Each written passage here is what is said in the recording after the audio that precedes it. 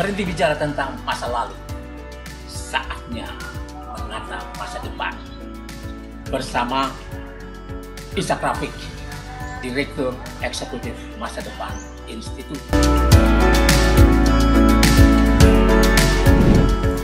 Assalamualaikum warahmatullahi wabarakatuh. Saudara-saudara sekalian, kita jumpa lagi.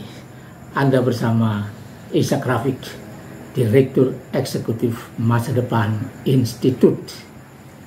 Panjangnya Institut Masa Depan Indonesia.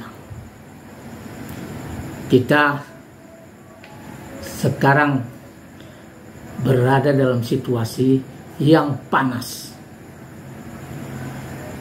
berkaitan dengan ketegangan pasca Pilpres. Ini sebetulnya sangat tidak menyenangkan. Mestinya habis Pilpres kita bisa damai-damai saja menanti penghitungan suara. Tapi yang kemudian terjadi adalah tidak seperti itu. Begitu Pilpres selesai, orang-orang sudah menusuk, mencoblos capres-cawapres yang diinginkannya mengatur Indonesia. Kemudian ada quick count yang mengganggu ketenangan masyarakat, ditingkahi pula dengan satu pertemuan seolah-olah sedang merayakan kemenangan, padahal suara belum lagi dihitung oleh KPU. Yang ada adalah quick count yang dimainkan, kata para pengamat, oleh para surveyor, lembaga-lembaga survei yang dianggap memang sudah disiapkan untuk itu. Sebuah rekayasa yang bikin masyarakat merasa sudah kalah kalau memilih calon lain selain 02. Rekayasa seperti ini dianggap sangat berbahaya. Dan KPU dianggap terlibat dalam urusan ini. Nah, kemudian orang menuntut macam-macam dan sampai kepada si rekap KPU yang dianggap bermasalah, yang memang sudah direkayasa, didesain sedemikian rupa, kata para pengamat, untuk memenangkan 02. Nah, ini membuat masyarakat, kaum intelektual, aktivis, dan para pencinta tanah air yang menginginkan tanah air yang bisa diperbaiki, yang menginginkan tanah air mendapatkan presiden dan wakil presiden yang bisa mengatasi masalah-masalah bangsa, yang dianggap mempunyai ide-ide baru, konsep-konsep baru, tujuan-tujuan yang lebih mendekati keinginan rakyat untuk kemakmuran, untuk ketentraman kehidupan bernegara yang dianggap selama 99 tahun terakhir terganggu oleh pertentangan terus-menerus antara pendukung pemerintah dan orang-orang yang berada di luar yang dianggap oleh pemerintah sebagai masalah. Nah, inilah yang mengundang orang, terutama sivitas akademika, sejak sebelum Pilpres sudah mulai mendengungkan untuk Pilpres yang luber, lujur, umum, bebas, rahasia, dan tentu saja adil. Nah, ini jujur dan adil yang diharapkan. Survei-survei yang berjalan secara independen sudah memperlihatkan ancamannya bahwa bila Pilpres dicurangi maka akan terjadi disintegrasi nasional. Nah, sekarang masalahnya sudah bergulir sedemikian rupa sehingga orang tidak mau lagi pergi ke MK untuk menyelesaikan sengketa Pilpres dan pemilu. Karena MK dianggap sudah cacat ketika menukang-nukangi konstitusi untuk membawa Gibran ikut berlaga menjadi cawapresnya Prabowo Subianto 02. Sehingga majalah Tempo dan para pengamat dan para pencinta tanah air menganggap Gibran sebagai anak haram konstitusi. Ini sesuatu yang keras, yang sangat besar, yang sangat tidak baik. Tapi Gibran sudah ikut berlaga.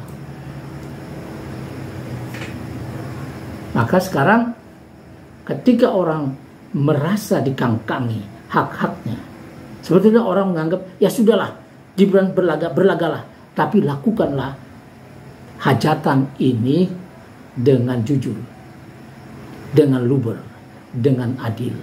Jangan bermain-main, jangan merekayasa apa-apa, supaya pemenangnya nanti mempunyai legitimasi yang bagus. Yang terjadi rupanya agak melenceng dari itu dan orang menganggap bahwa pemilu telah dicurangi. Dan ini sangat berbahaya karena mengudak-atik, memanipulasi pilihan rakyat, memanipulasi Pilpres adalah kejahatan terhadap negara. Ini subversif, kejahatan besar. Tidak boleh dilakukan. Siapapun yang terlibat, kata mantan Menteri Otonomi Daerah dan pakar hukum juga, pakar pemerintahan daerah, mengatakan bahwa semua yang terlibat dalam kejahatan Pilpres ini harus ditangkap, dihukum. Begitulah yang sedang berkembang. Dan ini tidak lagi dibawa ke MK. Karena MK, bahkan Majelis Kehormatan MK tak lagi dipercaya. Jimli Asidiki DKK sudah habis di mata rakyat dan kaum intelektual karena tidak bisa berpihak kepada ilmu dan kapasitasnya sebagai pakar hukum dan hakim MK-MK.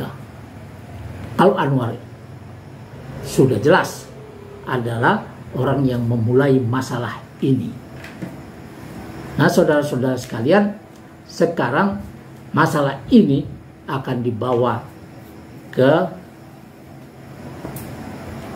hak angket ke DPR.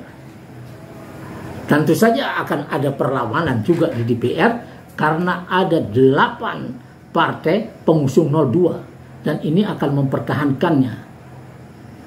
Padahal ini adalah hak rakyat untuk minta kepada DPR melakukan hak angket ini, memanggil presiden. Itu. Kalau nanti dapat dibuktikan ya, bahwa presiden ikut dalam kejahatan ini, memanipulasi angka-angka pemilu dengan perintah-perintahnya, nah ini sangat berbahaya. Bisa berkembang seperti kata Mahfud MD, cawapresnya Ganjar Pranowo, bisa mengarah kepada pemajulan Presiden Jokowi. Padahal ini juga sudah hampir habis masa jabatannya. Tapi dulu Gorbachev telah dipecat, dimakjulkan oleh Yeltsin 1 hari menjelang habis masa jabatannya. Dan Taiwan punya pengalaman yang Mirip-mirip gini. Capres dimenangkan oleh calon tertentu, pemilihannya presiden dimenangkan, tapi kemudian rakyat bergerak menuntut keadilan sehingga presiden terpilih itu yang dianggap terpilih secara curang itu makjul dan diganti oleh yang nomor 2 yang memang memenangi itu menurut rakyat Taiwan. Sejak awal orang menganggap bahwa KPU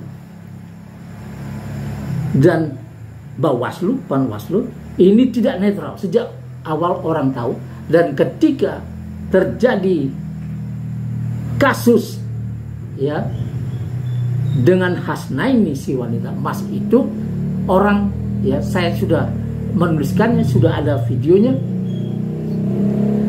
bahwa KPU Hasyim Asy'ari ketuanya dan jajarannya harus dipecat karena dia telah membocorkan adanya rekayasa untuk memenangkan pasangan tertentu. Waktu itu Ganjar dan Erik. Waktu itu dua-duanya dianggap dibawa oleh Presiden Jokowi, bagian dari istana. Tapi kemudian terjadi persimpangan karena kemudian PDIP mengambil Ganjar. Tapi itu biasa dalam politik. Cuman rekayasa yang akan dimainkan oleh KPU itu tidak dihukum berat oleh partai-partai yang pasti akan dirugikan sebetulnya karena merasa bakal menang. Tidak tahu bahwa akan kalah dengan cara lewat sistem. Begitu juga Bawaslunya, Panwaslunya yang tidak netral, yang membiarkan pelanggaran-pelanggaran yang dilakukan oleh timnya 02 dan timnya Istana. Ini. Lalu sudah dilihat adalah ribuan aparat desa yang dikerahkan, lalu ada lagi ASN, Polri, TNI yang diarahkan untuk tidak netral dan untuk mendukung 02. Nah ini ditambah lagi dengan kekuatan konglomerat yang memiliki dana yang semuanya dianggap berpihak ke 02 karena kepentingan-kepentingan mereka yang harus dipertahankan. Yang selama 9 tahun lebih menikmati semua keistimewaan, termasuk keistimewaan bisnis dan aturan-aturan yang sengaja dibuat untuk memudahkan pengembangan bisnis mereka, termasuk merebut tanah-tanah rakyat dengan legal, secara legal, seperti di Rempang oleh Tommy Winata yang menggandeng Cina, yang nanti akan menguasai Selat Malaka lewat kekuasaan Cina, dan Indonesia mungkin tidak akan mendapat apa-apa dari situ. Nah, orang-orang yang berkepentingan ini telah berada di 02 kata para pengamat,